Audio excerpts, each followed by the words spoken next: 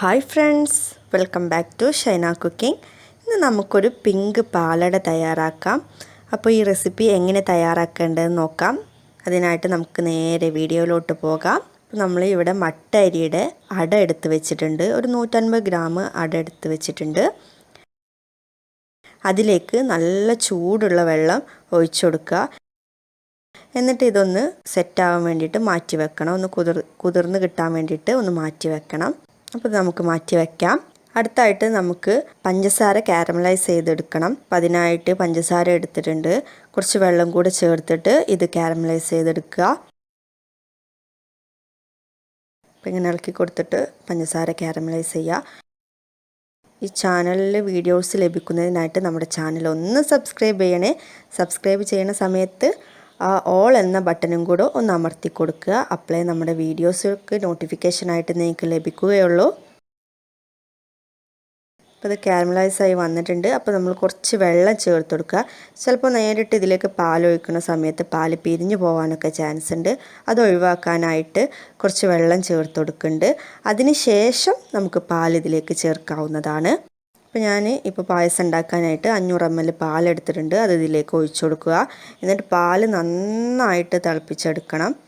Taste ഒന്ന് balance ചെയ്യാനായിട്ട് കുറച്ച് ഉപ്പ് ഇട്ട് കൊടുക്കുന്നുണ്ട്.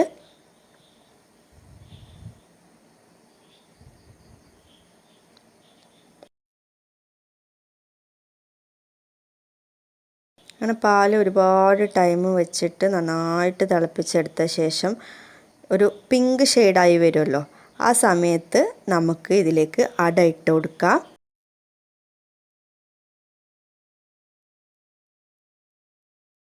നമ്മളിപ്പോൾ ആ സോക്ക് ചെയ്ത് വെച്ചിട്ടുള്ള അട ഇതിലേക്ക് ഇട്ട് കൊടുക്കുകയാണ്.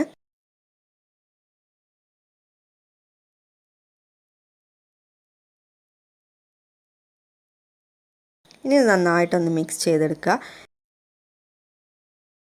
നമ്മളൊരു 3 ഏലക്ക ഇതിലേക്ക് ചതച്ചിട്ടിട്ടുണ്ട്.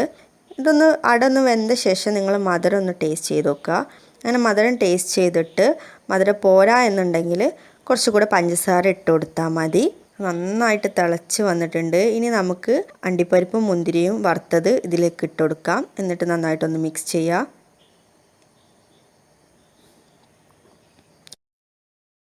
അപ്പോൾ നമ്മുടെ സൂപ്പർ റെസിപ്പി ആയിട്ടുള്ള പിങ്ക് പാലട ഇവിടെ തയ്യാറായി കഴിഞ്ഞു. ഉണ്ടാക്കി നോക്കിയിട്ട് ഫീഡ്ബാക്ക് അറിയിക്കുക. നമ്മളിത് ചൂടോട് കൂടി തന്നെ സെർവ് ചെയ്യുന്നുണ്ട്.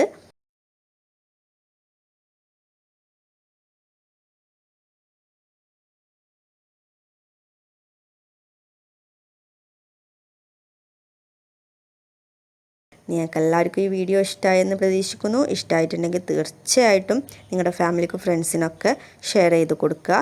അപ്പോൾ മറ്റൊരു റെസിപ്പിയായിട്ട് നമുക്ക് വീണ്ടും കാണാം. അതുവരേക്കും സീ യു ഫ്രണ്ട്സ്.